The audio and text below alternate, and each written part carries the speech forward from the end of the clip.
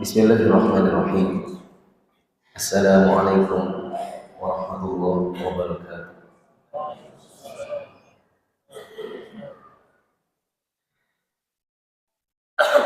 Alhamdulillahirabbil alamin.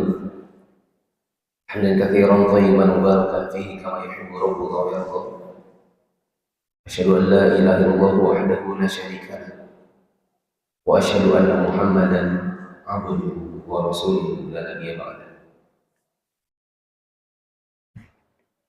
Jamaah yang dirahmati Allah, kita bersyukur kepada Allah pada hari ini bisa bertemu di Masjid Agung Kota Subang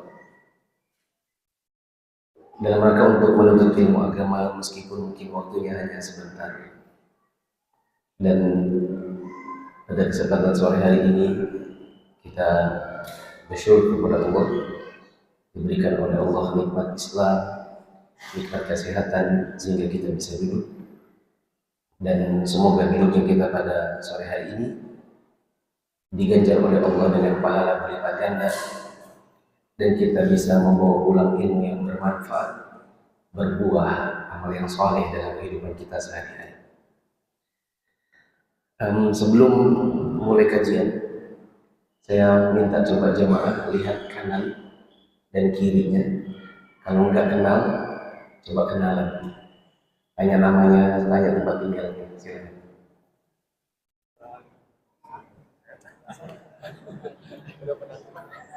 Udah pada kenal.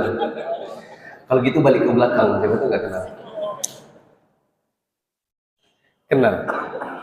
Dengan belakangnya kenal. Oh gitu. Berarti dunia tak selebar Subang ya. Pada kesempatan sore hari ini, setelah saya timbang-timbang, saya pikir kajian Jalan Islam untuk Pemula bisa saya ganti dengan kajian yang tadi pagi belum selesai. Siapa yang tadi pagi datang kajian di Minhajul Muslim? Saya ngelanjutin yang tadi karena mungkin ada yang belum tersampaikan. Tadi pagi ada kajian bersama Ustaz Ahmad Tonari, judulnya Permata yang Hilang dari Penuntut Ilmu. Ini sering dibahas oleh para ulama karena saya kira para ulama rajin dan senang untuk membahas adab-adab penuntut ilmu. Dan adab-adab penuntut ilmu ini mungkin di zaman sekarang karena jarang dibaca dan jarang dikaji lagi. Banyak orang yang belum tahu atau tahu tapi sudah melupakan. Ya. Ini yang akan saya bahas pada sore hari ini untuk melengkapi apa yang tadi pagi sudah dibahas meskipun belum semuanya. Tadi pagi saya bahas beberapa permata yang hilang dari penuntut ilmu. Untuk yang tadi pagi ikut berarti bisa jadi murojaah. Yang pertama adalah hilangnya tata krama dalam majelis. Tata krama dalam majelis, seperti kalau di zaman sekarang, ya kita karena memang setiap orang pegang handphone, setiap orang terkoneksi dengan dunia di luar dari area majelis ilmu. Kadang kita saat sedang bermajelis, fokus kita tidak kepada majelis, melainkan kepada handphone. Oke, betul, sebagian orang ada yang berkata, Ustaz, tapi saya pegang handphone itu buat nyatat. Tapi pada kenyataannya, catatan itu nanti kadang terdistrik ketika ada notifikasi. Bunyi WA, tentang Facebook, tentang Instagram, dan seterusnya. Sehingga kadang ketika lihat notifikasinya sepertinya penting, catatan itu memang kita beralih, terpencet gitu ya. Kita pencet untuk pindah ke WhatsApp dan lain sebagainya. Sehingga kita memang jarang sekarang di majelis ilmu yang betul-betul fokus dan menimba ilmu. Tadi saya ceritakan ada kisah di suatu majelis di zaman Imam Malik bin Anas, Imam Darul Hijrah, Imam di kota Madinah. Imam Malik punya perawi utama dalam kitab beliau Al-Muwatta, namanya Yahya. Siapa tadi? Yahya yang hadir tadi. Yahya bin Yahya Al-Laythi. Yahya bin Yahya Al-Laythi ini adalah seorang murid Imam Malik, perawi utama dalam kitab Al-Muwatta, yang dia bukan anak kampung Madinah. Dia datang dari negeri Spanyol, di Andalus, datang ke Madinah untuk menuntut ilmu. Pada suatu hari, ketika sedang bermajelis, ada orang teriak di luar masjid Nabawi, Hadar al-Fil. Dan teriakan itu membuat heboh. Apa itu Hadar al-Fil? Al-Fil, surat Al-Fil, surat apa? Gajah. Hadar, datang. Ada gajah datang. Rupanya ada harapan gajah. Dan orang tahu nama gajah, namanya juga ada surat Al-Fil. Tapi mereka sebagiannya belum pernah lihat gajah itu bentuknya kayak apa. Zaman dahulu kan gak ada Google ya. Zaman sekarang kita nggak pernah lihat apa yang kita nggak pernah lihat. Nggak pernah lihat secara online juga bisa, gitu kan? Sampai yang nggak pernah ada juga kita bisa lihat kalau zaman sekarang. Dinosaurus emang pernah ada, tapi kita bisa tahu itu bentuknya, meskipun itu mungkin imajinasi sebagian orang. Dulu ada bendanya, nggak pernah lihat bendanya, gajah. Bahkan kita skip dulu. Bahkan Syekh Muhammad bin Shalih Al-Utsaimin bercerita, dulu aku pernah mendapatkan seorang guru besar namanya Abdurrahman bin Nasir As-Sa'di. Sebelum beliau datang ke Arab Saudi, aku pikir dia bentuknya seperti seorang pembesar. Ketika begitu datang, ya Allah, kecil. Orang kecil, orang Afrika. Syekh Muhammad Amin Asy-Syanqiti. Syekh Muhammad Asy-Syanqiti. Di antara guru-guru Syekh Utsaimin, di mana beliau menimba ilmu salah satunya dari Syekh Abdurrahman bin Nasir As-Sa'di. Pernah ada satu majelis yang beliau ikuti dari awalnya banyak orangnya. Begitu tamat kitabnya, hanya sisa Syekh Utsaimin sendiri. Yang lain tidak sanggup untuk mengikuti pelajarannya. Hanya Syekh Utsaimin yang tersisa. Sebagai hadiah karena menjadi peserta terakhir di kajian kitab ini, maka Syekh Utsaimin dikasih hadiah namanya tufah. Apa itu tufah? Apel. Siapa dari kita yang tidak pernah lihat apel? Kalau ada silakan bawa pulang main ini. Saya kasih handphone. Ada yang tidak pernah lihat apel, silakan bawa pulang handphone. Semua pasti pernah lihat. Syekh Utsaimin waktu pegang itu apel, beliau hanya pernah dengar nama tapi tak pernah lihat benda. Apa ini? Ini namanya apel. Masya Allah, ini yang namanya apel. Itu orang dulu. Seringkali kita dengar namanya, tapi tak pernah lihat bendanya. Kembali ke ceritanya Imam Malik.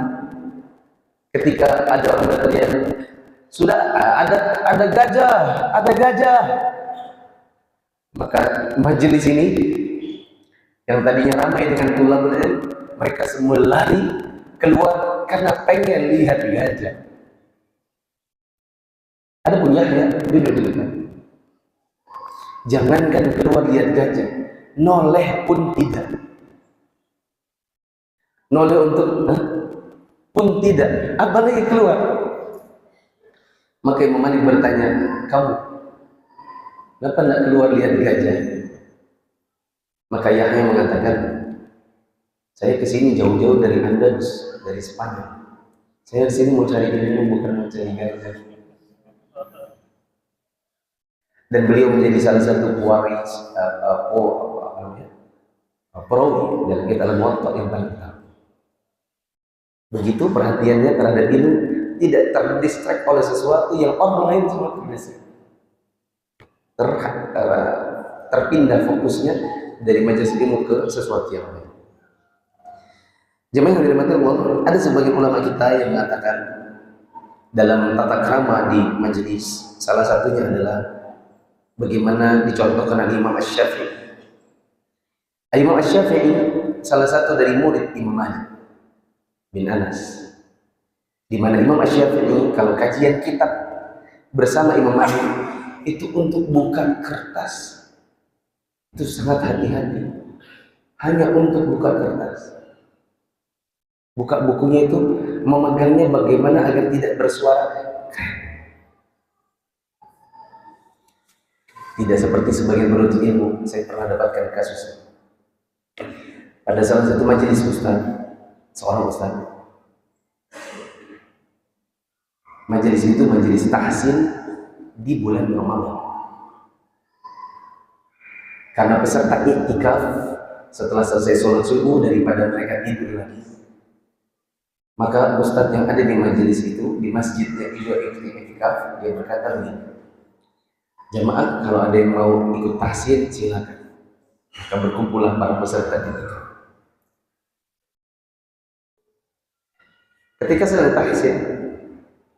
tahsin itu sebenarnya hanya ceritanya hanya membaca pul saja. Tahsin Al-Ikhlas, Al-Falaq, An-Nas. Tahsinnya hanya itu karena sekadar mengisi kegiatan iktikaf. Ketika salah satu dari penuntut ilmu diejakan, coba sama-sama ikuti saya. Bismillahirrahmanirrahim. Bismillahirrahmanirrahim. Itu nanti. Qul huwallahu ahad. Sampai selesai. Dites lah satu-satu. Silakan Pak. Baca ayat pertama. Qul huwallahu ahad. Oke, indah. Allahus samad. Bagus. Lam yalid wa lam yulad. Kalau dulu ulang. Lam yalid wa lam yulad. Bukan seperti itu, tetapi ada qalqalah. Lam yalid wa lam yulad. Ada d-nya. Coba diulang. Lam yalid wa lam yulad. Coba diulang. Lam yalid wa lam yulad. Lam yalid wa lam yulad. Berulang-ulang 3 kali, 4 kali. Tidak kunjung benar. D-nya tidak kunjung. Akhirnya Ustaz bilang, coba diulang. Ini mudah. Lam yalid wa lam yulad. Coba diulang. Lam yalid wa lam yulad. Sudah 4 kali, akhirnya teman di sebelahnya nengok ke sebelahnya. Gini akhi, d. Kalau Imam Syafi'i kan bagaimana? Buka kertas saja. Itu pelan-pelan supaya nya itu tidak kedengaran. Sang penuntut ilmu membanting Qur'annya. Karena kan kalau mushaf itu ditutup keras-keras, bunyinya membuat keras di masjid. Karena tahsin lam yalid wa lam yulad 4-5 kali nggak bisa, dia langsung tutup. Bikin semua peserta tahsin kaget, langsung pergi. Dia pergi. Sedang puasa, sedang iktikaf, ada pelajaran tahsin 4-5 kali nggak bisa, banting Quran langsung pergi. Ini penuntut ilmu di zaman sekarang yang mungkin kita tidak dapat kalau di sana. Di antara para ulama seperti Ibnu Jama' mengatakan di antara adabnya adalah tidak boleh mobil. Apalagi mobil di masjid setelah digulung-gulung taruh di bawah karpet masjid. Kalau salah satu dari cabang-cabang keimanan yang paling rendah, di sini nggak ada hadiah, hadiah nggak ada. Oh ada deh. Kisrol itu di mobil. Siapa yang bisa sebutkan cabang iman yang paling rendah? Angkat tangan. Malu adalah bagian dari iman, tapi bukan cabang paling rendah. Cabang paling rendah, ya, menyingkirkan gangguan dari jalan. Imaqatul adza 'anit thariq. Ini salah satu cabang iman yang paling rendah. Ada orang ngupil di masjid, sudah di masjid ngupil ditaruh lagi di bawah sajadah. Ya. Sehingga kadang sajadah kalau masjid kalau diangkat sama marbot itu isinya banyak ngupil. Di antara adab yang mungkin kadang hilang adalah kemauan untuk mencatat. Kalau kita di zaman sekarang kebanyakan ngaji, tapi hanya mendengar, ngaji kuping.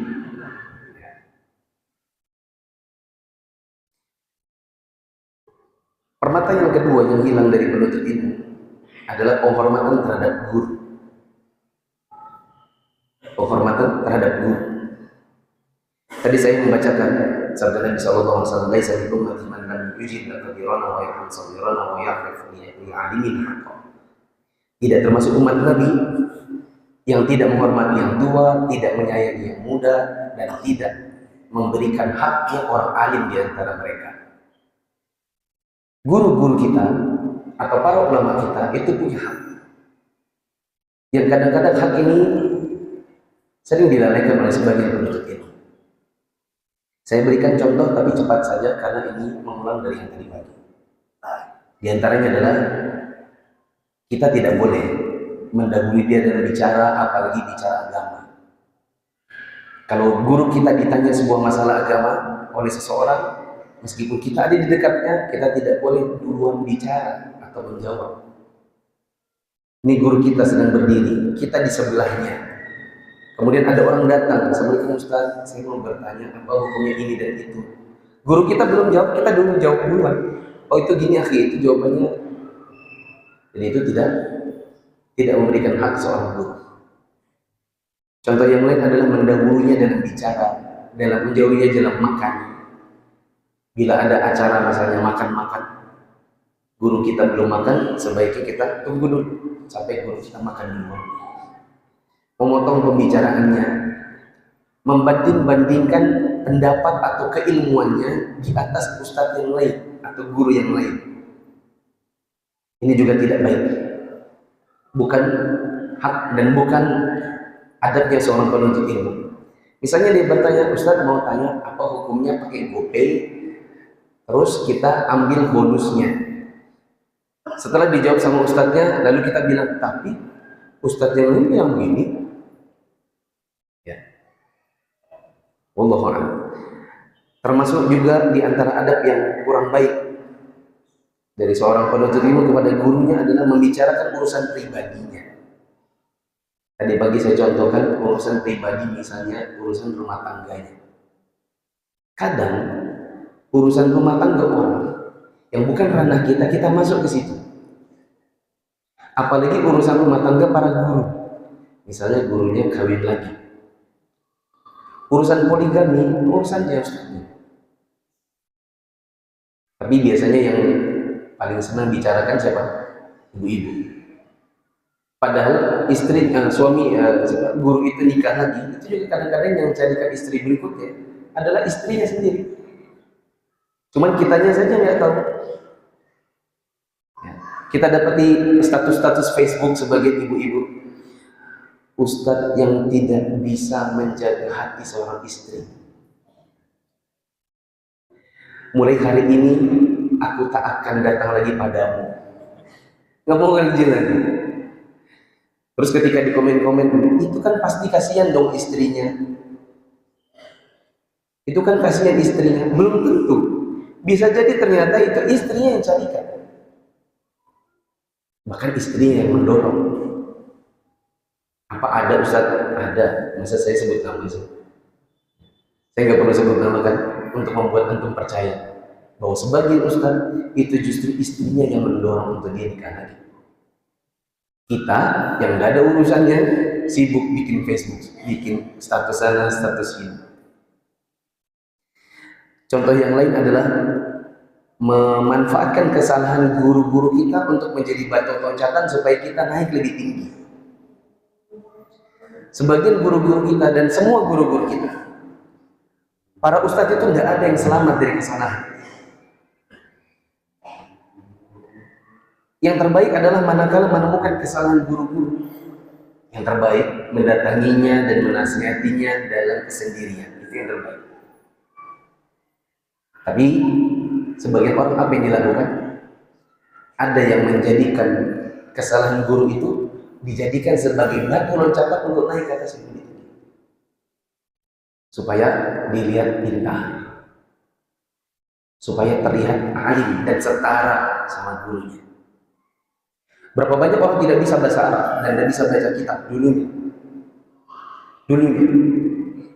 ikut kerja di kelas bahasa Arab, akhirnya lama-lama pintar baca kitab, lama-lama berani untuk khutbah, lama-lama berani buka kajian sendiri. Ketika dia temukan ada kesalahan sedikit pada nahwu atau baca kitab gundul yang dibaca oleh gurunya, lalu orang lain ada yang tanya kepadanya, itu gurumu kan guru antum ya saja dulunya? Ya, itu guru anda dulu, dia yang ngajarin anda baca kitab. Tapi memang dia itu banyak kekurangannya, memang dia itu ilmunya memang lemah.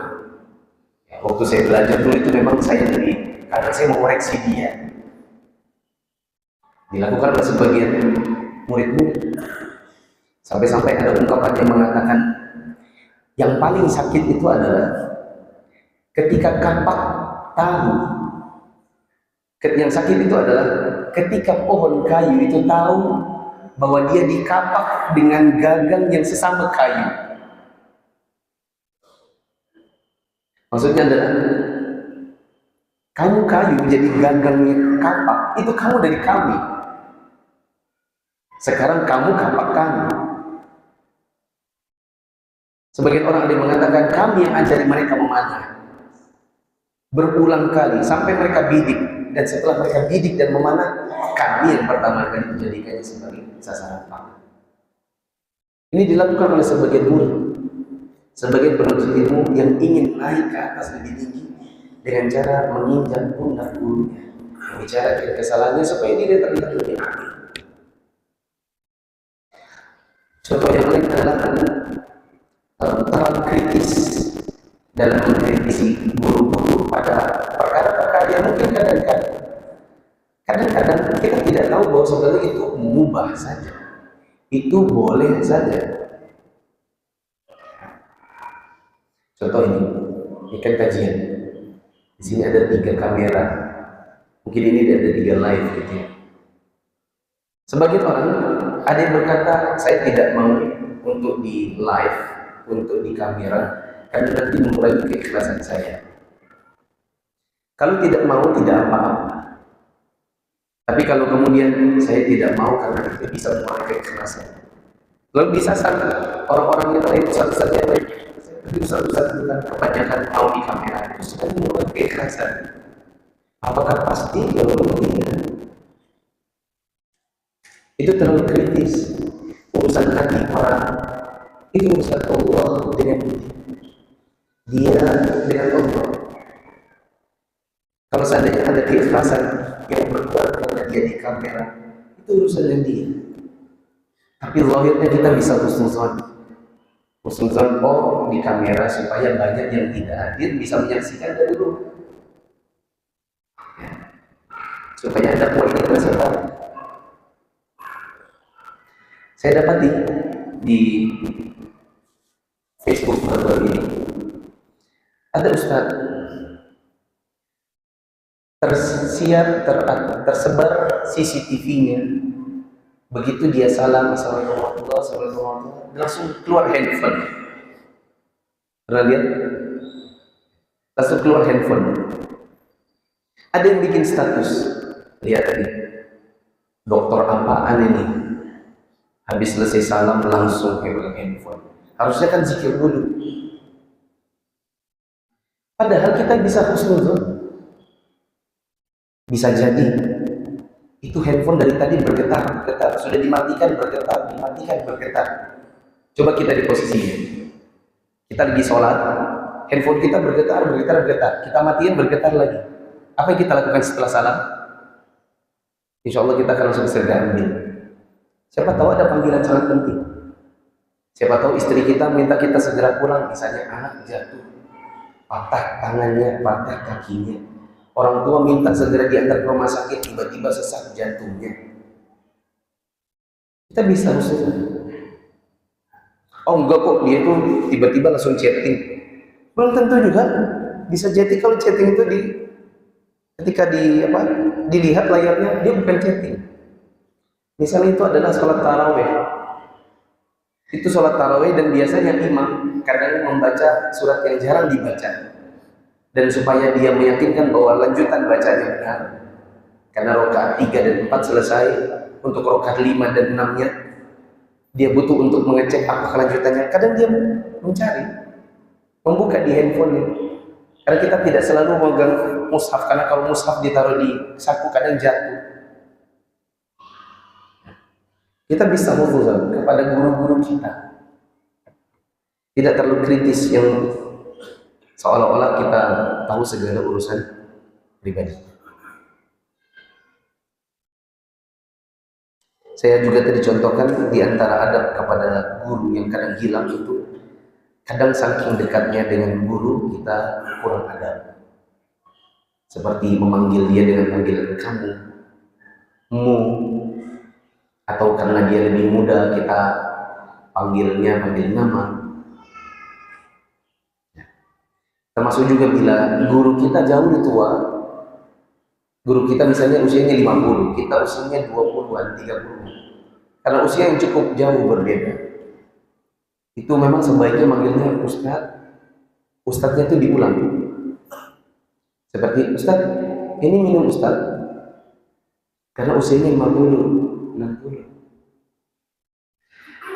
Bukan, Ustadz, minum antum nih.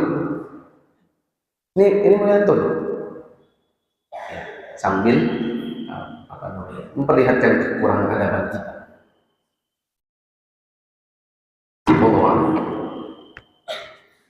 Yang ketiga,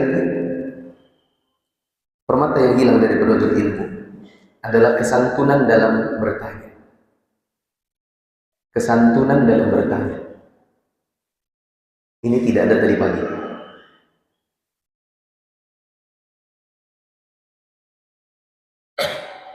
Betul Allah Subhanahu wa taala mengatakan kepada kita, fas'alu ahla dzikri in kuntum la ta'lamun. Bertanyalah kepada ahli ilmu bila kamu tidak tahu. Tapi apakah sekadar bertanya? Jawabnya tidak. Bertanya juga ada adab-adabnya. Bertanya juga ada tata caranya. Yang sering hilang dari sebagai penuntut ilmu itu adalah saat bertanya kurang kesantunan. Seperti apa? Tanya tapi belum dipersilahkan. Ini kadang terjadi di kita. Siapa yang mau bertanya, harusnya angkat tangan dulu. Kemudian ketika dipersilahkan, silakan Pak. Baru kita nanya. Yang kadang kebablasan adalah, Ustaz mau tanya bagaimana kalau padahal itu belum dipersilahkan. Jadi harusnya kita tidak tanya sebelum dipersilahkan. Kedua, kadang kurang sabar menunggu jawaban. Apalagi kita tanyanya via WhatsApp. Udah gitu kasusnya panjang. Udah gitu kita minta dalil-dalilnya. Ya, bukan apa-apa. Teman-teman merasakan sendiri mungkinnya. Setiap yang punya WhatsApp, mungkin tiap hari notifikasi dan pesan itu banyak. Kalau para ustaz, itu saking banyaknya sebagian ustaz punya 2 handphone. Saking bingungnya dia mau dahulukan yang mana, dia pecah WhatsApp-nya jadi 2. Ada WhatsApp khusus keluarga, ada WhatsApp di luar dari keluarga. Ya, kadang harus dibelah 2. Nah, kadang kita bertanya kepada nomor yang tersebar, karena itu adalah nomor yang bukan privacy. Kita nanya WhatsApp panjang, Ustaz mau bertanya, si A mengadakan usaha bersama si B, mereka menjadi usaha investasi. Akadnya adalah investasi dengan pembagian nisbah 30%, 50%, dan 20% untuk ini. Kemudian terjadi perselisihan di antara mereka. Bagaimana hukumnya jika mohon beserta dalilnya? Bagaimana kalau satu hari itu yang nyanyi 3 orang, bahkan 10 orang? Karena ustadz-ustadz kita tidak sempat, tidak ada waktu untuk baca satu persatu, menelaah turun si A, oke si A, si B, atau fulan, fulana. Kadang bacanya itu mumet ya. Siapa yang punya nomor WhatsApp di Ustadz Syafiq? Itu kalau dibuka ada statusnya gini-gini. Apa ya? Begini. Kira lebih gini. Jika belum dijawab, tanya lagi. Jika belum juga dijawab, berdoa semoga dijawab. Jangankan ikhwan nanya masalah agama, kita saja ustadz-ustadz kadang WA beliau kadang nggak dijawab. Karena kita yakin pasti WA-nya isinya banyak. Istrinya berapa? Ya kan? Istri ini nanya, istri ini nanya. Bagaimana mertua juga tanya, mertua yang ini, mertua ini, mertua dua. Ada laki, ada mertua bapak, mertua ibu, ya kan? Masing-masing menjawab.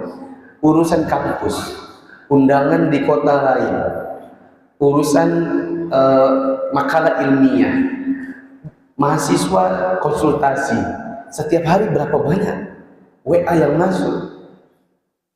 Terus kita kalau WA tidak sabar, kita bilang gini, Ustadz sombong, mentang-mentang terkenal, jawab begitu aja susah.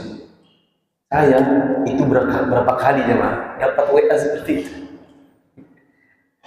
dapat pertanyaan gak dijawab-jawab, akhirnya mungkin tidak sabar, itu ada kalimat-kalimat yang di bawahnya. Di antara yang saya ingat ya, kalimatnya begini, "Hai Ustadz, gak bisa jawab ya?" Kita bukan gak bisa jawab. Kalaupun saya nggak tahu jawabannya, gampang tak jawab. Wallahu a'lam, gampang kan?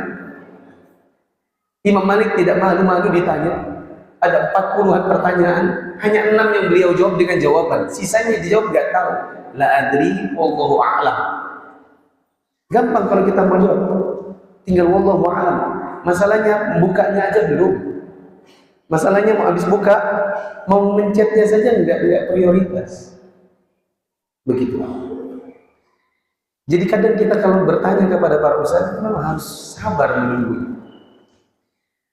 Kalau mau saya kasih tips supaya mau dapat jawaban, itu kumpulkan nomor ustadz-ustadz 20. WA semuanya dengan pertanyaan yang sama. Insya Allah satu darinya akan menjawab. Itu yang saya lakukan dulu. Dulu zaman SMS bapak-bapak. Dulu zaman SMS belum ada WhatsApp. Itu saya baru ngaji 2006, 2007. Karena kita baru ngaji, berapa banyak ilmu yang kita pengen tahu, jadi penasaran, pengen tahu hukum ini, pengen tahu hukum itu.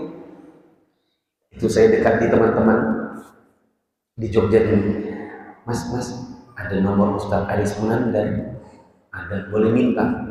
Saya kumpul dengan Ustadz Aris Munandar, Ustadz Afifi Abdul Wadud, Ustadz Yazid bin Abdul Qadir Jawas, Ustadz Mauludi, Ustadz Abdul Zain, Ustadz Abdul Taslim, Ustadz saya kumpul. Terus saya pakai M3. Sekarang sudah ada ya? Ada ya? Zaman dulu M3, SMS 10 gratis 100. Nah, saya SMS 10 Ustadz, sisanya saya pakai buat ustadz-ustadz yang lain. Nanti dari semua ustadz yang saya SMS dengan pertanyaan sama, ada dari mereka yang mau jawab 1 atau 2 orang.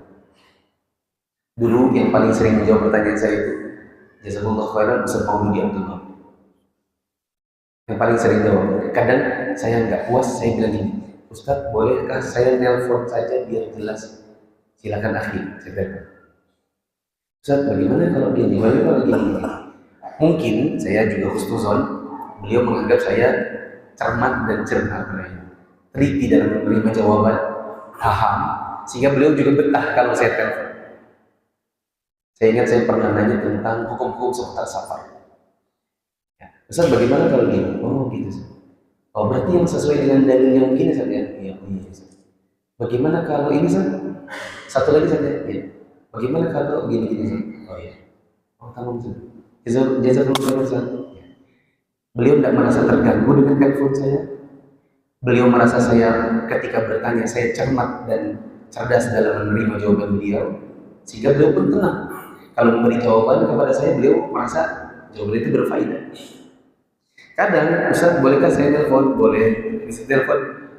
Gitu akhirnya Allah berfirman begini-begini, Nabi bersabda begini-begini. Paham? Halo, paham?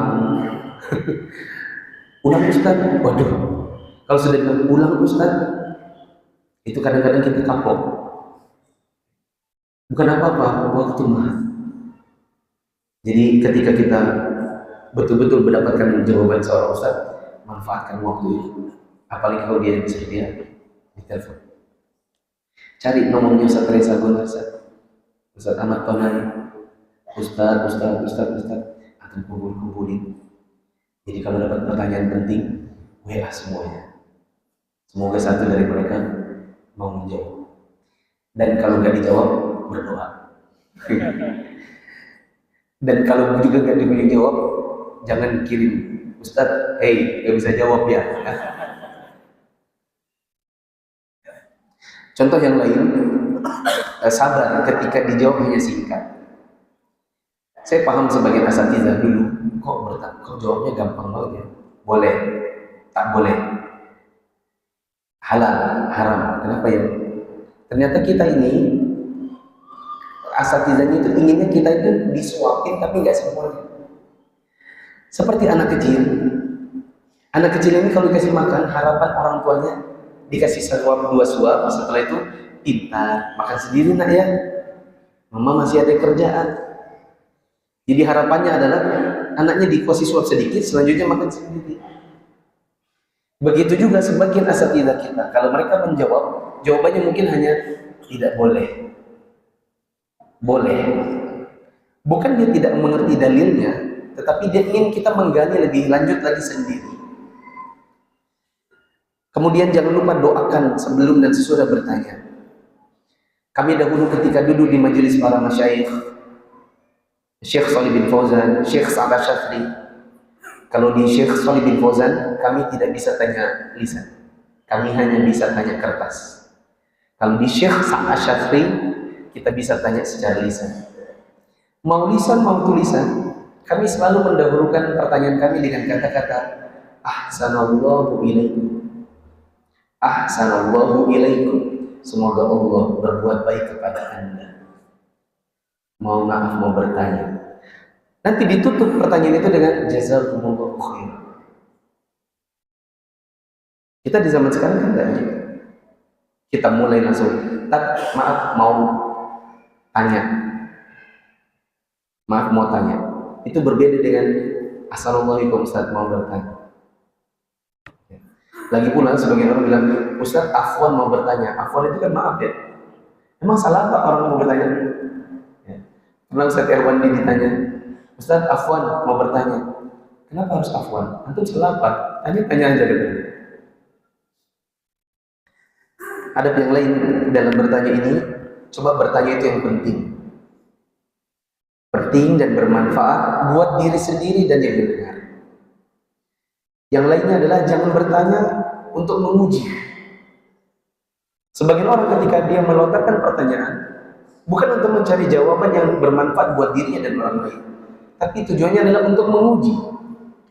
Apalagi kalau gurunya guru-guru baru lulus dari Madinah, baru lulus dari Libya, baru lulus dari STDI Jember, baru lulus dari Surabaya STAD, belum terlalu panjang jenggotnya, masih kelihatan sangat muda. Lalu sebagian jamaah bertanya bukan untuk cari ilmu, tapi hanya untuk menguji saja. Saat mau tanya, bagaimana kalau seandainya begini, ayo, gimana? Ustaz, emang ada yang begitu? Ada, dan saya pernah begitu.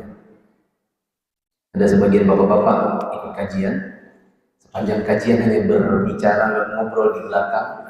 Begitu selesai saya isi pengajian, saya bilang ada yang mau bertanya silakan, langsung angkat tangan. Orang kajian, sepanjang kajian bicara, ketika ditanya siapa yang mau bertanya langsung angkat tangan. Apa coba? Kira-kira tujuannya. Dan kedengar dari intonasi, mau tanya, bagaimana kalau seandainya begini-begini? Itu kan gue intonasi tanya. Intonasi tanya itu kan, Afwan Ustaz, Assalamualaikum, mau bertanya. Bagaimana kalau seandainya kita begini Ustaz? Itu kelihatan orang pengen tahu dari intonasi tanya. Tapi kalau bagaimana hukumnya kalau begini-begini? Itu kan tidak butuh tanya kan? Begitu saya jawab, begini dan begini. Oh, salah. Yang benar itu, Allah itu dengan kejadian di majelis saya. Satu kali. Oh, enggak begitu. Itu yang benar adalah begini dan begini. Itu saya dengar dari Ustadz Anu. Maka itu adab yang sangat buruk. Contoh yang lain adalah jangan tanya yang sudah diketahui. Kecuali kalau karena kebutuhan. Seperti misalnya pernah kejadian di majelis saya, ada orang bertanya begini, Ustadz mohon arahannya bagaimana hukumnya kajian pakai baju bola, karena sebagian jamaah di sini hadir pakai baju bola. Saya rasa yang bertanya sudah tahu jawabannya, dan kebutuhannya bukan untuk dirinya, dia hanya ingin menyindir hadirin yang lain. Dan menurut saya bagus dia datang pakai baju bola daripada dia nggak datang sama sekali. Ya atau tidak? Nggak apa-apa. Ada orang datang ke kajian pakai baju kaos, pakai baju oblong, pakai celana misalnya masih bolong-bolong, duduk di majelis ilmu. Semoga Allah berikan dia hidayah dan rahmat. Dan tugas kita yang sudah mengerti untuk mendekati dan menyalami saya. Dari mana? Oh iya. Nggak usah komentar. Kenapa bajunya begini? Nanti orangnya nggak nyaman. Ya. Karena memang baju memang soal adat menuntut ilmu, betul. Tapi ada sebagian orang yang kebetulan dia tadinya mau kalun-alun, mau janjian sama temannya nongkrong, temannya nggak datang. Akhirnya dipikir, apain ya? Ke masjid aja. Ternyata ada orang majelis, dia masuk. Itu kita bersyukur daripada dia di luar mentok. Maka tak usah dikomentari soal bajunya. Kenapa baju ini nggak bagus ini? Coba cari sarung. Jangan majelis kayak ini. Nanti orang kapok datang. Apalagi juga kita sudah lihat itu ada orang pakai baju kaos, baju oblong, ditanyakan di kertas, Ustaz mohon maaf bagaimana hukumnya kajian pakai baju oblong karena di sini ada yang begitu.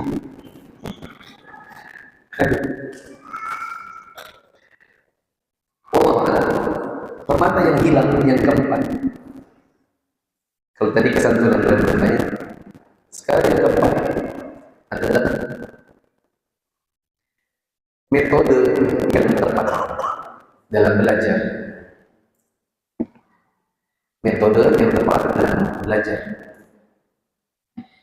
Di antara metode yang tepat itu adalah teratur, rutin, teratur, bertahap. Allah Subhanahu wa taala mengatakan dalam surat Al-Furqan ayat 32. Al-Furqan ayat 32. Allah mengatakan wa qala alladziina kafaru laula nuzila 'alaihi al-Qur'anu jumlatan wahidah.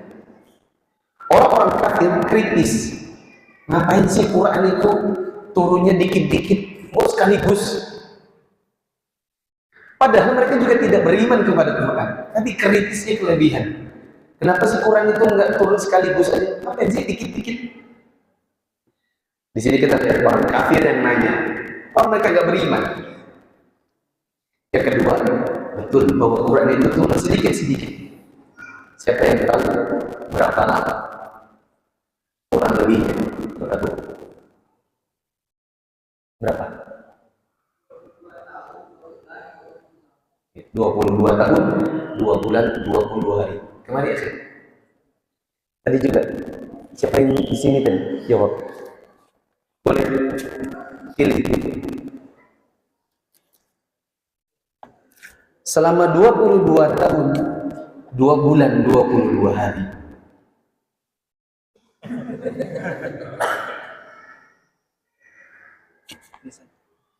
Betul. Ini saya nggak tahu bagaimana ditanya, ini kok buku saya semua? Ini dibeli di mana sih, gak tahu juga. Dan kalau mau nanti tak kasih tanda tangan.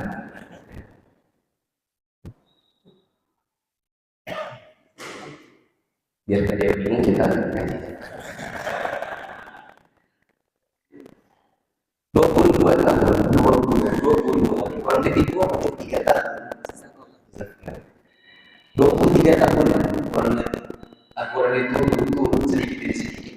Karena memang itu ada belajar seperti kalau berani hujung datang, berharapnya hujung datang, kata orang.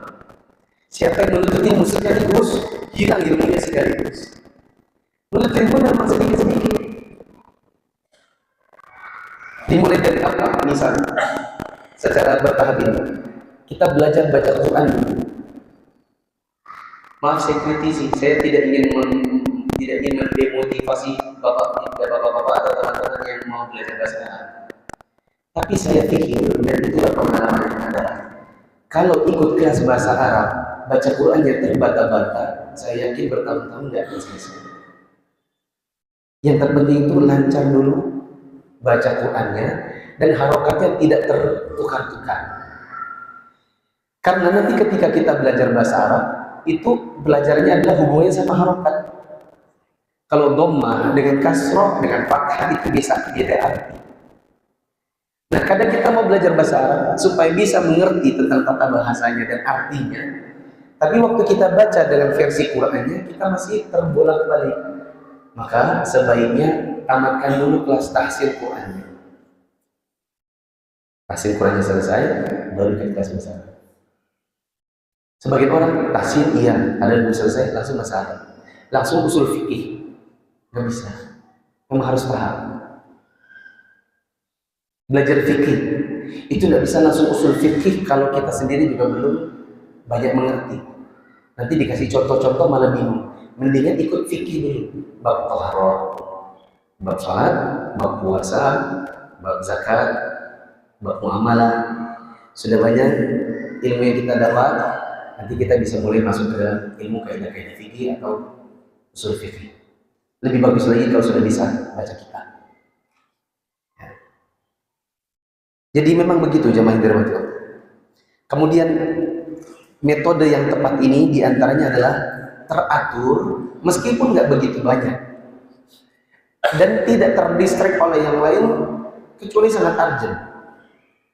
Saya contohkan, kita nggak mesti kok kajian itu tiap hari nggak mesti. Dulu saya ingat saya kajian sama Ustaz Aris Munandar hanya satu hari dalam satu minggu, hari Kamis. Kajian dengan Ustaz Afifi hanya satu hari, hari Rabu. Kemudian sama Ustaz yang lain hanya satu hari Ahad. 3 hari saya kajian, 4 hari sisanya saya menyalin pulang. Karena waktu kajian seperti bapak-bapak ini kan mencatat. Ustaznya kan menyebutkan surat Al-Furqan ayat 32, bunyinya wa qala alladziina kafaru. Itu kan nggak bisa kita catat semua. Akhirnya yang saya lakukan hanya sekedar catat Al-Furqan 32. Nanti di hari yang saya tidak kajian, saya salin ulang, saya buka Quran, terus saya tulis. Membuat tangan saya itu mudah untuk menulis bahasa Arabnya. Membuat saya membuka Qurannya. Jadi saya menimba ilmu, saya murojaah sambil nulis ulang. Ya. Dan itu yang lebih tepat daripada kajian tiap hari, semuanya juga hanya sekedar tidak pernah juga pegang catatan, tidak juga pegang buku. Catatan hanya sekedar catatan, nanti dibuka lagi tidak tahu kapan. Mendingan dalam 7 hari dipilih ilmu-ilmu yang sangat pokok. Misalnya akidah dulu, fikih ini sama yang ini. 4 hari sisanya saya gunakan untuk murojaah. Meskipun ya, sebagaimana judul kita hari ini termasuk permata yang hilang dari penuntut ilmu. Kita akan sangat jarang dapatkan ada orang setelah kajian atau tabligh akbar pulang nyalin pulang. Siapa yang ada? Ya saya selalu begitu angkat tangan. Ustaz enggak tuh saya begitu angkat tangan. Nah, enggak ada kan? Kalau ada ngasih buku, kurang kasih handphone. Ini bukan nyindir-nyindir ya jamaahnya. Tapi kami merasakan dulu yang ngaji sama Ustaz Aris Munandar ngaji sama Ustaz Afifi dan Ustaz-Ustaz di Jogja, ikut kajian seperti ini. Siapa di antaranya? Saya termasuk di antaranya. Meskipun saya junior mereka, senior saya Ustaz Muhammad Abdul Wasika. Pasti teman-teman mungkin pernah baca artikelnya. Ustaz Rehon Al-Bahrain, yang dokter tapi juga Ustaz Aminur Bais, Ustaz Rehanul, Ustaz Amrul Akadin di Jogja. Ini masih banyak ustaz-ustaz yang ada sekarang. Itu banyak yang dulunya duduk-duduk di majelis ustaz-ustaz di Jogja, tapi gayanya bukan cuma sekedar nyata pulang, nyata gali seperti itu. Yang juga metode yang tepat itu adalah kalau kita tidak tadzawuk. Tadzawuk itu artinya cicip-cicip, baca buku sedikit baru selesai sedikit ditinggal, baca buku sedikit baru dapat berapa halaman ditinggal. Dan ini kritikan bukan cuma untuk sekedar para penuntut ilmu, kadang-kadang guru juga. Mohon maaf, saya bukan kritik ustaz-ustaz yang ada di sini, tapi secara general. Kadang-kadang sebagian guru-guru itu juga ada yang pembosan. Mengajarkan buku misalnya Al-Quat Al-Arba, baru dapat 10 halaman, berhenti. Nanti diulang setahun ke depan, diulang lagi. Baru dapat 20 halaman, berhenti lagi. Ini juga tidak tepat, membuat sebagai penuntut ilmu jadi bosan. Kemudian yang kelima, permata yang hilang dari penuntut ilmu adalah gila baca. Gila baca. Jamaah, berapa sayapnya burung supaya bisa terbang? Berapa jamaah, berapa sayapnya burung supaya bisa terbang? Harus 2. Bisakah dia terbang kalau hanya dengan 1? Tidak bisa. Sayapnya penuntut ilmu itu ada 2. Guru, buku. Bukan guru WA, guru Facebook, bukan. Guru buku. Jadi itulah yang membuat para penuntut ilmu di zaman guru banyak yang berhasil. Kita kalau tanya sama guru-guru kita akui jemaah. Kita mengakui. Jamaah sekarang semakin banyak, walhamdulillah. Yang belajar itu walhamdulillah sangat banyak. Apalagi kalau ustadz-ustadznya yang memang sudah sangat terkenal, itu akan melimpah ruah Masjid Agung. Ustadz-ustadz senior, ustadz-ustadz yang sudah dikenal. Penuntut ilmu banyak, tapi kuantitas tidak berbanding lurus dengan kualitas. Kami dulu jarang dengerin daurah. Tablik akbar mingguan, bulanan itu dulu nggak banyak. Tablik akbar itu paling tahunan. Kalau Ustadz Yazid dulu datang ke Jogja baru kan mungkin kita dengar. Atau ustadz-ustadz yang dari Madinah lagi liburan, mereka bikin daurah. Pernah ada daurah Ustadz Firanda, Ustadz Anas Burhanuddin, kemudian beberapa ustadz yang lain bikin daurah di Jogja. Baru kita datang. Tapi bulanan itu tidak ada. Kita sibuk dengan guru-guru yang ada di sana. Dan kita juga sibuk dengan buku. Sehingga kualitas itu terbentuk meskipun kuantitasnya tidak banyak. Kalau zaman sekarang kuantitas banyak, kualitas tidak berbanding lurus. Makanya yang jadi guru-guru dari kajian-kajian itu sudah jarang. Paling yang jadi itu dari pesantren atau dari kuliah. Adapun dari majelis ilmu mualazamah itu jarang. Tapi bukan berarti tidak baik. Itu juga semua baik, itu semua amal. Hanya saja dari sisi metode itu ada yang kurang. Di zaman sekarang apalagi buku itu ini teman berharga sekarang yang sudah terlupakan. Yang ke-6 adalah manajemen waktu. Ini permata penuntut ilmu yang juga mungkin di zaman sekarang agak sulit menatanya. Kita kadang-kadang banyak ngopi, banyak di kafe-kafe, ya. Tapi kita jarang di majelis ilmu. Kalaupun di majelis ilmu kita juga nggak terlalu efektif dalam mengatur waktu. Ya. Yang ke-7 adalah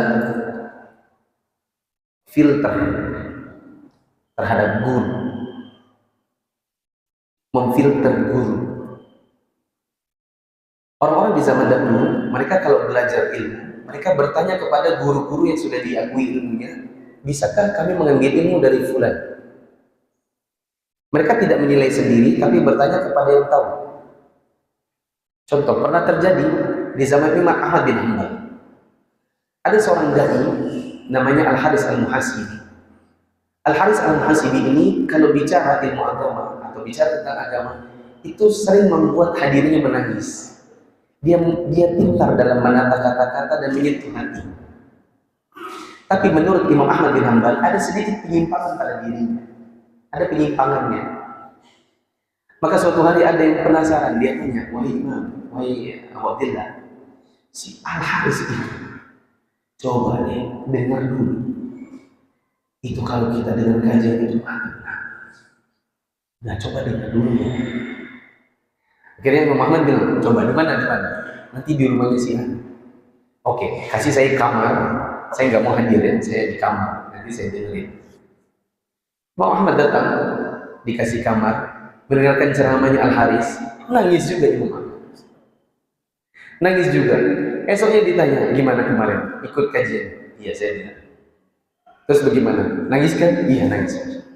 Jadi gimana? Boleh kita ambil ilmunya? Nggak boleh. Tetap nggak boleh. Kita sekarang ini banyak itu karena retorika. Karena ini kalau kita dengerin hatinya tersentuh. Apalagi sebagian dakwah yang di situ ada nadanya. Jadi nada dan dakwah. Ya. Saya bikin challenge dan tidak banyak yang mau membuktikan. Coba challenge. Video-video sebagai ustaz-ustaz yang memang menyentuh, tapi ada gitu ya. Coba itu dihilangkan. Nyentuh nggak kira-kira? Insya Allah enggak. Orang itu menangis, tersentuh karena ada nadanya. Ada gitu? Atau yang ini ada gitu? Itu karena menyentuh itu karena ada musiknya. Ya. Nah, coba yang dirahmati Allah, balik lagi. Filter terhadap guru ini kadang-kadang kurang. Karena banyak orang beralasan, yang penting kan ambil baiknya, buang buruknya. Kan ustaz-ustaz itu banyak kebaikannya, ambil kebaikannya. Kalau ada buruknya, buang. Kalimat ini sebenarnya kalau kita cermati, ini yang ngomong nih. Ini belajar agama, ustaznya ada 10. Dia bilang ambil baiknya, buang buruknya. Kalau begitu, yang jadi guru bukan yang 10, tapi yang sendiri. Karena dia mengerti baik dan buruk, sementara yang 10 ini tidak mengerti baik dan buruk lalu mencampur aduk. Yang satu ini pintar, Masya Allah. Baik, ambil. Buruk, buang. Ambil, baik. Buang. Gitu kan? Berarti logikanya dia lebih pintar daripada guru-guru ini. Karena guru-guru ini mencampur aduk antara baik dan buruk, dan dia pintar untuk memfilter. Gitu. Harusnya bagaimana? Seperti di zaman Imam Ahmad bin Hanbal. Ada guru datang, mulai bikin kajian. Orang bertanya kepada yang lebih tahu. Ustaz, ada Ustaz namanya Fulan, itu bisa nggak ditambil ilmunya? Ditanya kepada yang lebih mengerti, mungkin karena kita kurang mengerti. Jemaah, di sini SMA terbaiknya apa? Rata-rata itu SMA 1. Di sini berarti SMA 1 Subang lah gitu ya. Anggap saja SMA terbaiknya SMA 1 Subang. Anggap saja. Ada SMA 1 Subang, ada SMA 101 Subang, ada SMA antah berantah, tidak jelas gitu. Gurunya masuk, kadang enggak. Tentu anak-anak di sini, kalau ditanya mau masuk mana mas? Ada kok mas, kamu. Kalau ngomong sama anak laki-laki masuk sekolah mana? Aku mau yang itu, yang gurunya jarang masuk. Kan nggak mungkin. Pasti orang tuanya akan berkata, jangan masuk SMA 1 Subang ya, biar nanti bisa masuk ITB ya. Kenapa diajak begitu? Karena orang tua mau anaknya dapat guru yang terbaik, betul? Saya kemarin di Jakarta ketemu dengan seorang baru masuk Islam 2 bulan. Dia bilang, saya sekarang ini bingung mau belajar sama siapa. Saya bilang, mungkin yang mudah buat kamu sekarang ini, coba belajar kepada orang-orang yang dulu belajarnya di Madinah. Kenapa gitu, Ustaz? Logika mudah.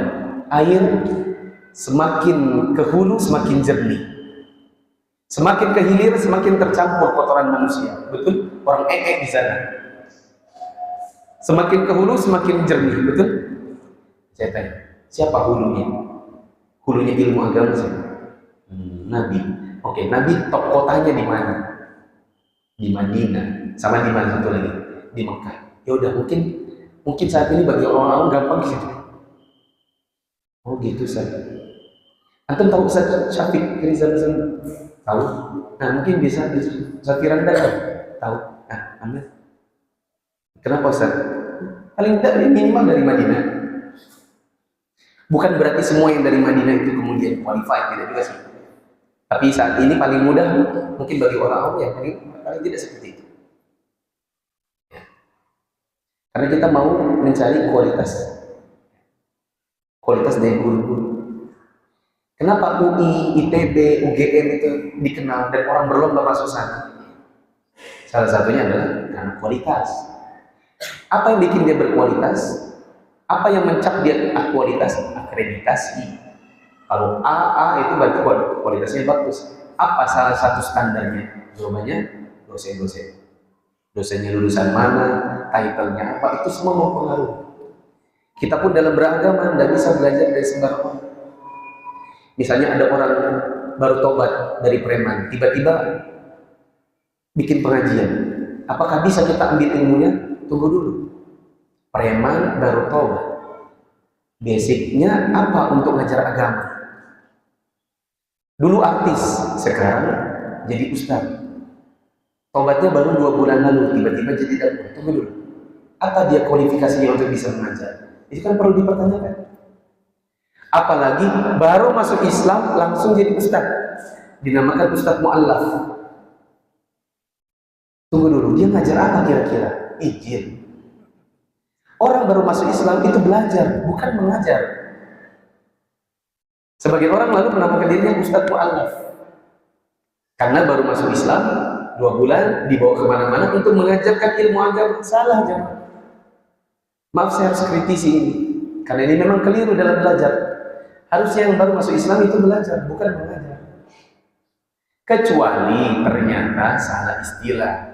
Ini ustaz sudah mu'allaf 4 tahun yang lalu. Lalu sekarang masih juga menamakan dirinya ustaz mu'allaf. Nah, ini salah juga istilahnya. Mu'allaf itu baru masuk Islam dan masih goyah hatinya. Siapa yang diberi zakat? Salah satunya mu'allaf. Kenapa dia dinamakan mu'allaf? Karena ingin ditaklif. Apa itu taklif? Ingin dilembutkan hatinya. Karena ketika dia masuk Islam, dia khawatir masih goyah. Bisa jadi dia kembali ke agama yang dahulu. Bisa jadi dia diancam oleh orang tuanya. Kalau kamu tidak mau kembali ke Kristen, nanti kita putus nafkah. Dia takut, maka kemudian dikasih zakat. Ingin ditaklukkan hatinya, dikokohkan karena masih goyang-goyang. Itu namanya mu'allaf. Tapi kalau ustaz mu'allaf, berarti ustaznya goyang-goyang dong. Berarti sudah jadi ustaz tapi masih goyang-goyang hatinya. Itu salah. Salah istilah. Yang berikutnya, yang ke-8 adalah berkurangnya muru'ah. Muru'ah artinya wibawa dan berkurangnya iffah. Iffah artinya menjaga kesucian diri. Karena waktu yang mungkin sudah semakin dekat, saya cepat saja. Contohnya permata yang hilang dari penuntut ilmu, yaitu muru'ah. Misalnya sebagai penuntut ilmu tapi suka minta-minta, suka minta-minta sama orang. Ini tidak baik. Contohnya iffah menjaga kesucian diri. Penuntut ilmu suka ngutang tapi tidak suka bayar.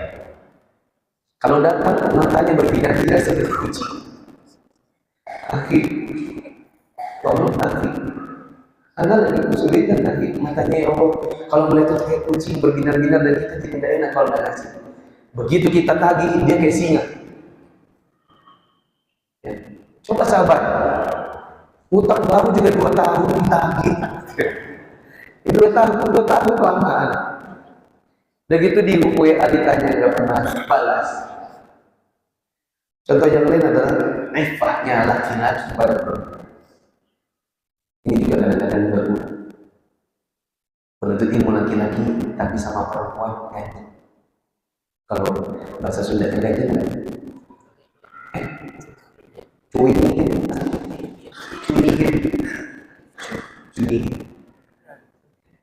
ganjil sama perempuan. Kalau lewat perempuan itu rambutnya langsung disisir.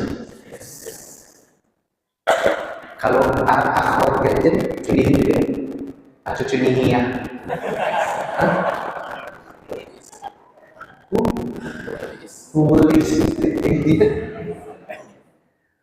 Istri saya kan punya kantor.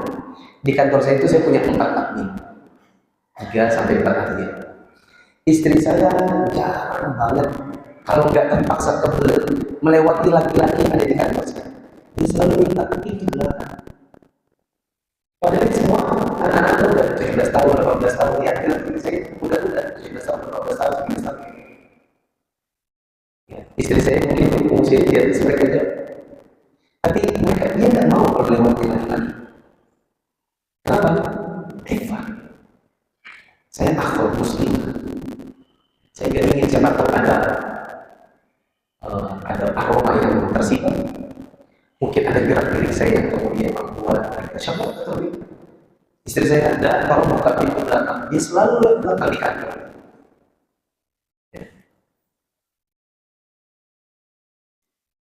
Ada pun sebagian wanita kalau jadi culihin.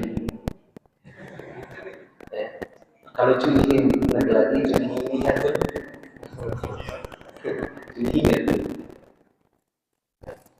itu memang laki-laki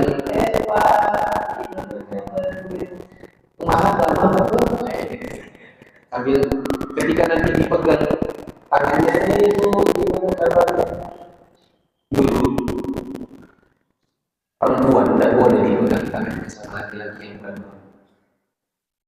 Maka kalau suami Anda bilang nih salaman, kalau itu bukan mahram jangan mau, jangan mau.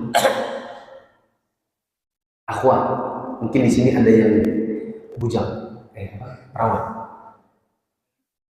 gadis, gelis. Tahu mangga di pasar? Bagaimana orang jual mangga di pasar? Dicium dulu, dipencet, ditusuk atasnya, bawahnya. Itu tidak? Apakah pasti dibeli? Tidak. Jangan jadikan diri Anda sebagai seorang muslim seperti mangga di pasar. Yang dipacarin sini, dipacarin sana, diputusin sini, diputusin sana, dicium, dipencet, ditusuk, setelah itu ditinggalkan. Itu mangga di pasar.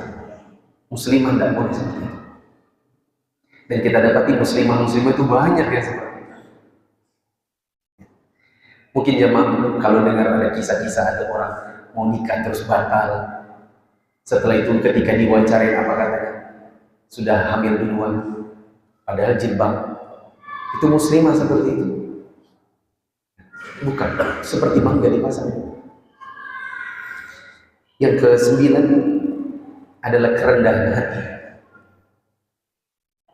Kerendahan hati atau tawadhu.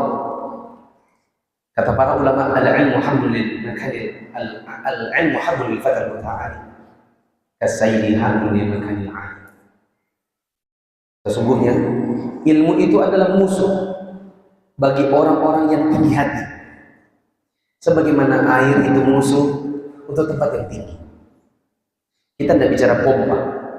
Betul kalau ada pompa, air bisa ngalir dari bawah ke atas. Tapi secara nature, naturalnya, tidak ada air ngalir ke atas.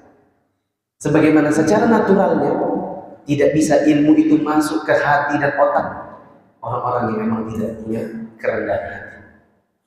Meskipun mungkin ada yang akhirnya sombong tapi berilmu. Saya mau kasih contoh. Contohnya di sini ada banyak, tapi karena waktu yang sangat mepet, saya beri contoh misalnya karena kurang rendah hati, belum punya kapasitas yang cukup untuk mengajar, tapi terburu-buru untuk menjadi dai atau pengajar. Kecuali kalau kemarin saya di Bandung, saya ketemu ada seorang ikhwan, apa namanya, Majalaya. Dia bilang, Ustaz, saya bisa bahasa Arab sedikit-sedikit. Di tempat saya itu tidak ada orang mengisi kajian. Nah ini saya jauh-jauh ke Bandung, saya kemana itu menuntut ilmu. Saya ke kampung saya di situ ngajarin bapak-bapak, ngajarin anak-anak. Bolehkah? Karena keterbatasan pengajar yang sampai dan tidak bermaksud untuk mengangkat diri sebagai seorang dai, tapi hanya untuk menyalurkan ilmu karena kasihan masyarakat begitu awam tidak mengerti agama, tidak apa-apa. Tapi ketika kita hidup di satu daerah yang di sana banyak ahli ilmunya, kita sendiri belum bisa baca kitab, kita belum pernah belajar ilmu usul fikih atau qawaid fikih, kita belum mengerti banyak tentang masalah agama, kita terburu-buru untuk mengajar, untuk berkhutbah, ceramah tarawih, itu juga kurang tepat. Itu bukan cerminan seorang penuntut ilmu yang rendah hati. Yang ke-10 yang terakhir, atau yang ke-10 yang kekurangan dari zaman sekarang, permata yang hilang dari penuntut ilmu adalah amanah ilmiah. Amanah ilmiah. Ini kita sampai jam berapa ya, Bang? Setengah 6. Yang juga kurang adalah amanah ilmiah. Dan kita dapati dari sebagian orang penuntut ilmu.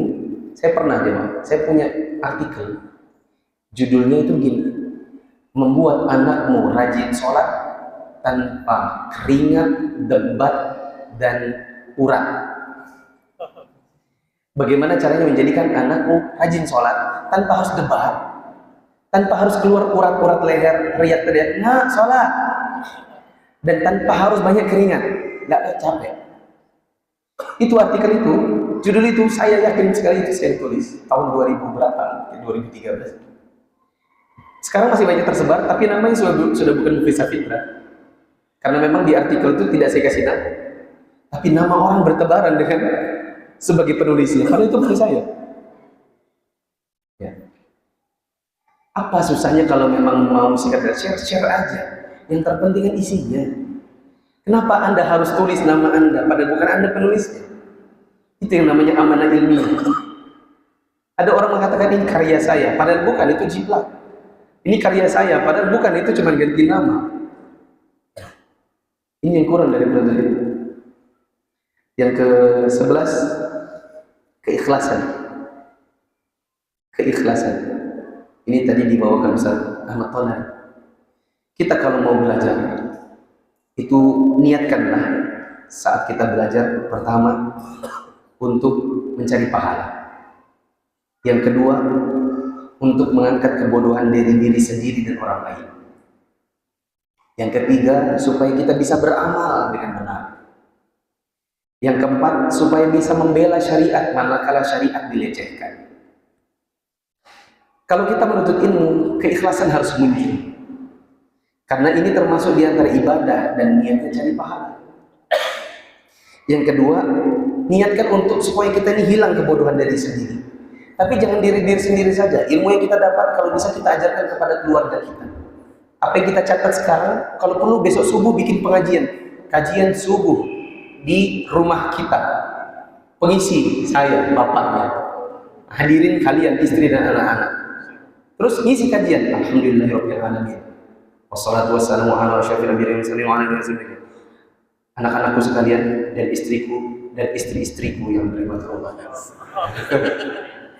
Pada hari ini saya akan mengisi pengajian yang kemarin saya timba ilmunya di Masjid Agung. ada permata nutup, kita sampaikan kembali, ya, meskipun dengan lingkungan orang yang terbatas. Yang ketiga, supaya bisa beramal dengan benar, karena amal itu baru bisa benar kalau ada ilmunya. Dan yang keempat, membela syariat, karena pelecehan terhadap syariat begitu banyak, dan penuntut ilmu hadir untuk membela syariat. Ada orang berkata riba itu halal jika ikhlas. Riba halal jika ikhlas, padahal haram ya haram. Emangnya ada zina halal kalau ikhlas? Jangan bang, jangan bang. Ya apa-apa deh, yang penting ikhlas. Gimana itu? Atau laki-laki dengan laki-laki berumah tangga, yang penting sakinah mawaddah warahmah. Tidak ada dosanya dosa meskipun ikhlas, ya, meskipun rela, tetap saja itu dosa. Tapi bagaimana terus membantahnya? Karena yang ngomong ini ternyata dai nasional. Muncullah penuntut ilmu untuk membela. Oh tidak bisa. Riba adalah riba. Riba itu kata Nabi SAW, dirhamu riba, ya kullu rajul wa ya'lam asyad bi catatil kalfi nazali. Satu dirham riba bila dimakan dengan cara riba, dan orang yang tahu itu riba, lebih berat daripada 36 kali berzina. Riba, kalau itu masa pengguna babat. Aisaruhum mithlu ayyukahir rajul ummah. Riba itu punya 73 pintu. Pintu paling bawahnya setara dosanya seperti berzina dengan ibunya sendiri. Berzina dengan ibu sendiri jadi halal karena ikhlas. Ada orang berkata tidak wajib jilbab, yang penting jilbab di hati. Jilbab itu tidak apa-apa, tidak dipakai. Yang penting hatinya baik. Hati yang baik itu terlihat dari zahirnya. Salah satunya adalah menggunakan jilbab. Wanita-wanita yang berjilbab, insya Allah hatinya itu semakin bagus. Ya. Kok dikatakan jilbab di hati dulu baru kepala? Tidak. Itu bisa terlihat kok. Ketika datang yang mengatakan jilbab tidak wajib, maka kita datang sebagai penuntut ilmu untuk membela syariat. Ya, masih banyak lagi ada di sini masalah amar ma'ruf nahi munkar, tapi karena keterbatasan waktu tidak mungkin saya lanjutkan. Saya minta maaf kalau ada kekurangan. Ya, apakah masih bisa tanya jawab? Kalau tidak bisa kita tutup. Ada pertanyaan? Silakan, ada yang mau bertanya. Di situ ada pertanyaan.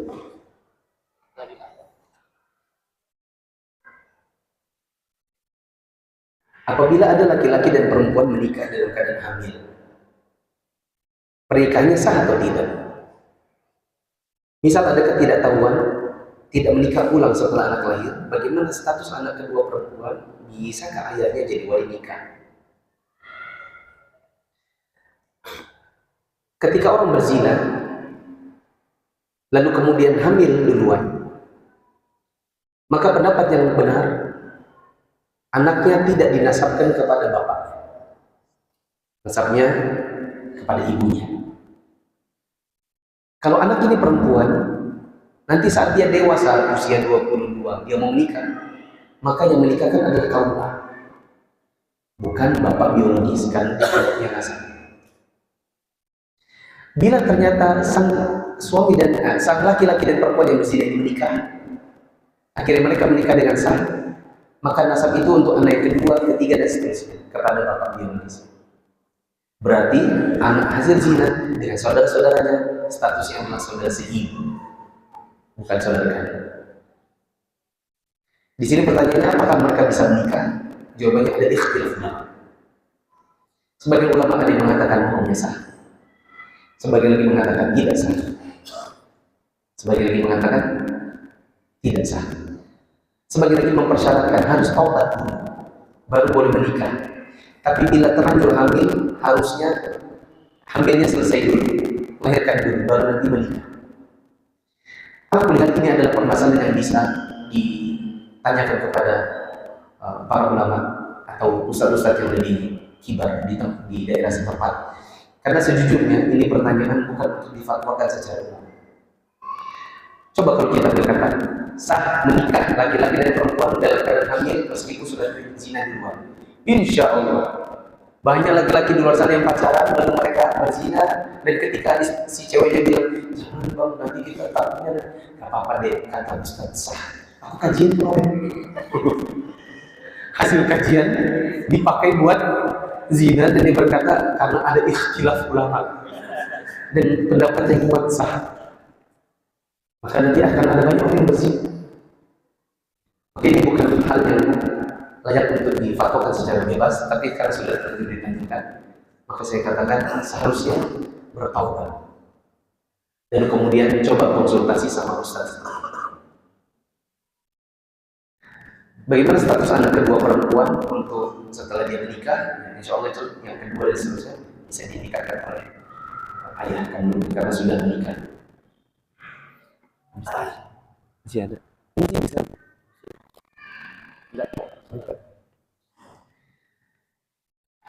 Ini yang bertanya bisa dapat buku ya Pak? Cuma tadi akhwat yang nanya. Iqbal, benar ini. Jika ada seorang minjam uang pakai nama orang tua tanpa sepengetahuan orang tua karena maklum sudah tua, ini anak durhaka ya. Orang tuanya ditipu gitu. Anda mengetahuinya ketika hutangnya nunggak ada tagihan. Pertanyaannya, apakah orang tua mendapat dosa riba? Jawabannya jelas tidak.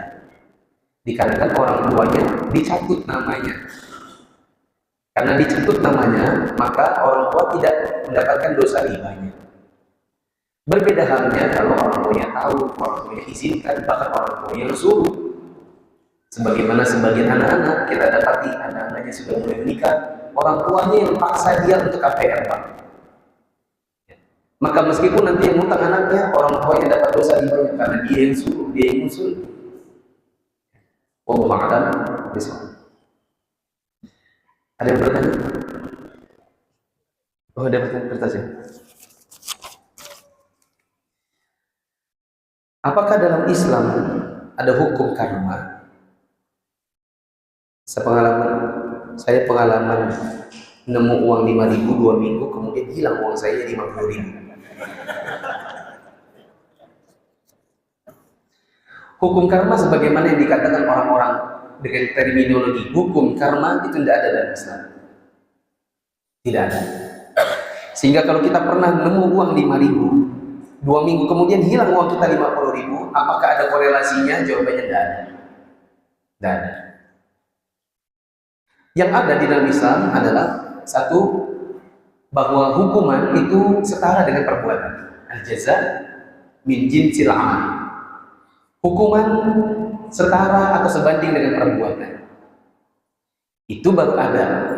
Dan ini menjadi tarbiyah buat kita semua kaum muslimin. Contohnya apa? Contoh kalau kita punya sekolah, anaknya terlambat, maka hukumannya bukan denda. Ini mohon maaf bila saya mengkritisi, mungkin hukuman sebagian yang menurut saya tidak tepat. Bila terlambat, maka hukumannya adalah tidak bisa masuk kelas. Bila anak kita mencuri, maka hukumannya adalah bukan dikurung di kamar mandi. Hukumannya adalah dinasihati, diberitahu hukum tentang orang mencuri, diberitahu dosanya, lalu kemudian dipotong uang sakunya. Tidak diberi uang saku. Boleh dicubit atau dipukul, yang penting tidak menimbulkan bekas, tidak mematahkan tulang, tidak membuat memar, tidak menampar wajah. Demikian. Sebagaimana dalam Islam, mencuri maka dipotong tangannya pada batas tertentu. Dari mencuri maka bisa dipotong tangannya karena tangan ini yang membuat yang dipakai untuk mencuri. Al-jaza min jinsil. Jamaah yang dirahmati Allah, bagaimana hukumnya kita nemu uang 5.000? Apakah kemudian itu jadi haram? Sehingga kemudian kita yakin 2 minggu kemudian uang saya hilang 50.000 itu gara-gara mengut uang 5.000. Nah, ini kembali kepada hukum luqatah namanya. Luqatah atau uang atau barang temuan itu tidak semuanya haram dipukul. Barang di sekitaran masyarakat yang dianggap itu bukanlah sesuatu yang berharga menurut ekonomi ke bawah, menengah ke bawah, itu pada dasarnya boleh dipukul. Contoh, kita menemukan uang koin 1.000, bolehkah itu kita ambil lalu kita belikan? Karena tidak mungkin juga kita bikin pengumuman setahun ditemukan uang 1.000 di jalan alun-alun. Insya Allah juga nggak akan ada orang mau datang bercapek-capek dari rumahnya datang hanya untuk uang 1.000. Maka 1.000 itu boleh. diambil dibeli makan. Boleh. 2.000, bahkan 5.000. Itu luqatah yang mungkin masyarakat kita menengah ke bawah pada umumnya tidak menganggap sesuatu yang berharga. Tapi nemu handphone, nemu uang 100.000 gitu lah. Oke. Ini satu lagi. Itu siapa tadi yang bertanya? Uang 5.000-nya hilang? Nah ini gantinya. Ini. Izin bertanya, jika ada dua pilihan antara jadi dai atau jadi dai sekaligus pedagang, pilih mana? Catatan jika nyambi dagang bersinggungan dengan fitnah setiap hari. Gimana ya? Jadi dai kita juga tetap harus punya iffah. Tadi saya bilang menjaga kesucian diri dan muruah. Sebagian dai ketika dia tidak punya usaha sendiri, dia senantiasa berharap dari masyarakat dan amplop. Kalau dia khutbah Jumat, dia tunggu amplopnya. Bila marbotnya tidak kunjung datang ngasih amplop, dia lama di tempat cari sendal. Mana ya sendal saya lama? Bukan karena sendalnya hilang, tapi nunggu amplopnya kok nggak datang-datang. Jika kita jaga iffah, jaga muruah dengan cara kalau bisa punya pendapatan sendiri. Saya dulu teman-teman, saya jualan pulsa, saya jualan buku, saya jualan kurma, saya jualan apa yang saya bisa jual. Saya pernah sama istri di tahun 2009 jadi pedagang keripik. Saya sama istri kami sudah mengajar, kami sudah dakwah di masjid.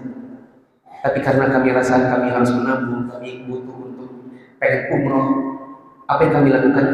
Setiap hari Ahad, istri saya bawa motor, saya di belakang motor dibonceng istri, saya menggendong 2 kresek kuning. Kresek kuning besar itu isinya keripik singkong. Kami jalan ke tempat olahraga, kami standar 2 motornya, keripiknya ditumpuk, ada papan tulis kecil, kami tulisin keripik 10.000. Terus saya sama istri duduk baca Quran. Karena kami tidak mau mengharapkan dari masjid dan pemerintah. Kita harus punya pemasukan sendiri, dan itu lebih menjaga keikhlasan. Khutbah nggak ada amplopnya nggak apa-apa, kita sudah punya uang sendiri. Kita datang ngisi pengajian, tidak dikasih apa-apa kecuali sekedar air putih dan terima kasih, tidak apa-apa. Meskipun terlalu juga. Masa cuma air putih?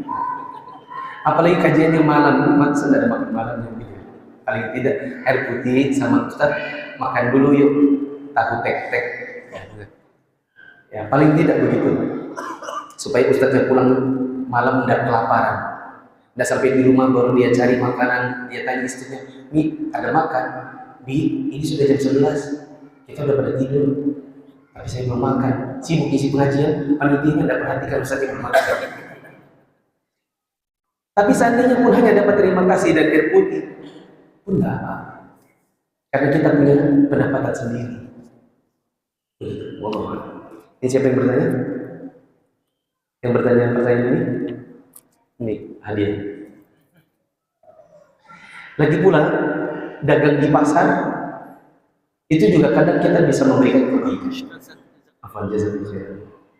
Saya punya teman-teman, saya punya murid-murid saya jualan di pasar. Ada yang jualan bawang, ada yang jualan ikan, ada yang jualan daging. Mereka jualan itu pakai peci, pakai baju koko. Begitu azan zuhur mereka ke masjid, itu membuat pedagang-pedagang lain tuh niru mereka. Mereka taruh, enggak peduli, insya Allah enggak ada yang hilang, semoga Allah penjaga. Mereka keluar meninggalkan warung bawangnya, dagingnya, ikannya, dan mereka pergi sholat zuhur. Bahkan saya pernah lihat di pasar di Balikpapan, itu ada ikhwan jualan bawang. Di depan di depan warungnya itu, lapaknya itu, ada spanduk, di atasnya spanduk. Intinya kurang lebih bahasanya, tidak ada gunanya kaya kalau tidak sholat, gitu. Jadi pedagang-pedagang di situ, kalau datang waktu zuhur mereka pergi sholat. Jadi mereka berdakwah di pasar. Ya, sehingga kita pun asatidzah ketika ke pasar mau beli bawang, uangnya tidak laku, soalnya pulangnya gratis. Mau pulang bawang gratis. Ya Allah alam. Habis ya. Nanti malam kita ada pengajian di Masjid Abu Bakar As-Siddiq dengan judul Belajar Jadi Orang Tua. Kajian di malam temanya adalah tentang pendidikan bagaimana kita jadi orang tua. Insya Allah, dan masih ada waktu untuk kita bisa siap-siap sholat maghrib dan kemudian persiapan kaji. Subhanallah wa bihamdihi, asyhadu an la ilaha illa anta, astaghfiruka wa atubu ilaik. Assalamualaikum warahmatullahi wabarakatuh.